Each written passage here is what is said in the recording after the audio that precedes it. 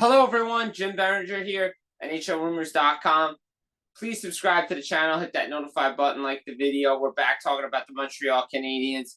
What a story it's been. The ups, the downs, the slow starts, the winning streaks, the losing streaks, potentially making the playoffs, potentially playing meaningful hockey. But here they are, sitting, as it stands right now, in the second wildcard spot in the Eastern Conference.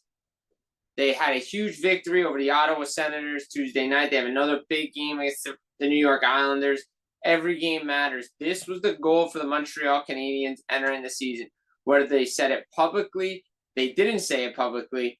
Whether they said it publicly or not, whether they believed it or not, this group believed. Internally, the next step in this rebuild, since Jeff Gordon's come in there to be the vice president of hockey ops, since Ken Hughes was named the general manager, it's been a slow build to get to this point where they have to be playing meaningful hockey in March and April. And as the stretch run is here, as the quote-unquote playing round is here, as NHL Commissioner Gary Bettman likes to say, because he's not changing the playoff format.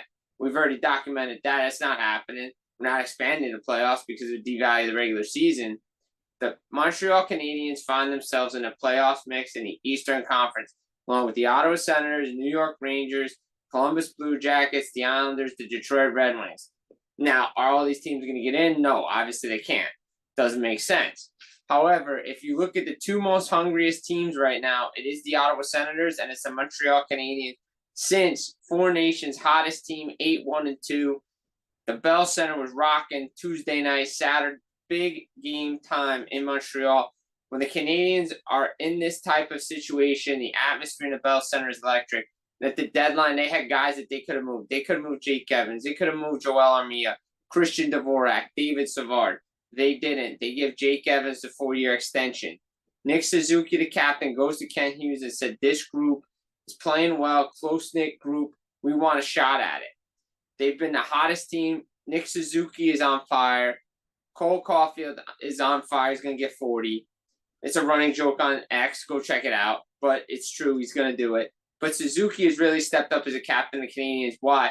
He's left off Four Nations for Team Canada, and he will be there on Team Canada for the Olympic team. There's no doubt about it, the way he's playing. He has something to prove. Sam Montembeault gets the reps. Jacob Dobish just comes in, plays really well. Caden Primo wasn't the guy. Who was the guy? Alexander Carrier. Another piece to this Canadiens team, to this Canadiens defense.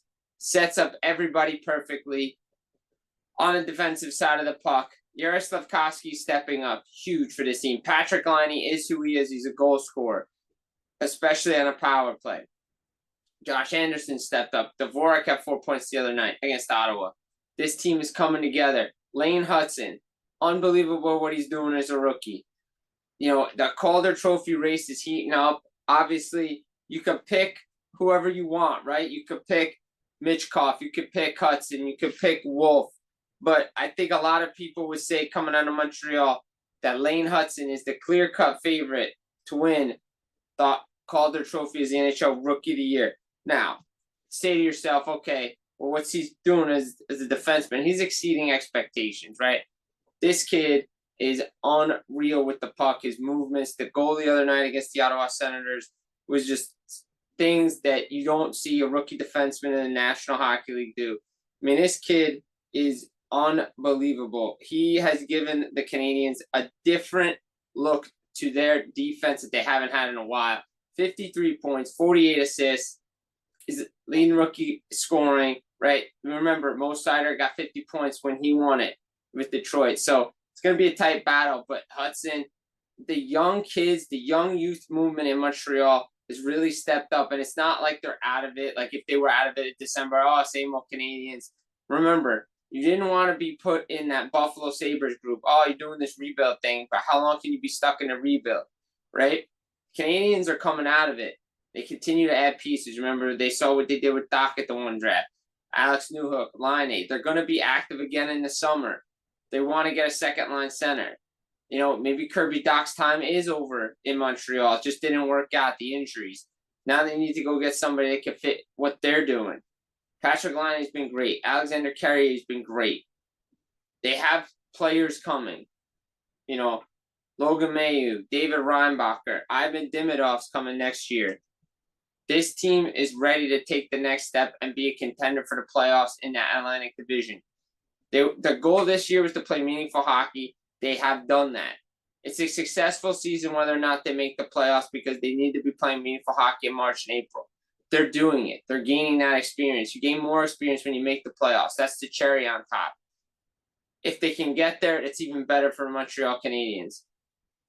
I think out of the teams left battling for this Eastern Conference wildcard race, Ottawa's there, right? If they get a couple of more victories, I think they've solidified that spot. But the teams battling, Detroit, the Rangers, Islanders, Columbus, the Montreal Canadiens really want it, and they're feeding off this crowd. And when they feed off the crowd in Montreal, good things happen. They have a very good team.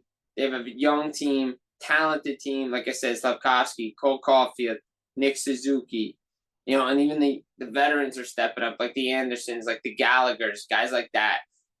So if they can get that right mix with that second line center, sky's the limit for the Montreal Canadiens. Because if they can get to the playoffs and stay there, that's good things for the National Hockey League. We always say it. When the original 6 teams make the playoffs, that's a good thing for the National Hockey League, especially when the Montreal Canadiens are battling. And you have all 7 teams right now battling for the playoffs. Imagine if you get all 7 teams in. That's something special for Canada, especially with the 31-year drought. Remember, it hasn't been this electric in Montreal since 2021. They've taken some steps back. It's been a long road to get back. But this was the season they need to be playing meaningful hockey. Whether you believe they would or not, the slow start definitely didn't help things. But they've gotten on hot streaks, and they're on another one. And if this team continues it, and they win these important games, the Montreal Canadiens can make the playoffs. It's going to be a fun stretch run. It's Jim Biringer here, NHLRumors.com. Again, like the video, subscribe to the channel. Take care, and we'll be back again real soon.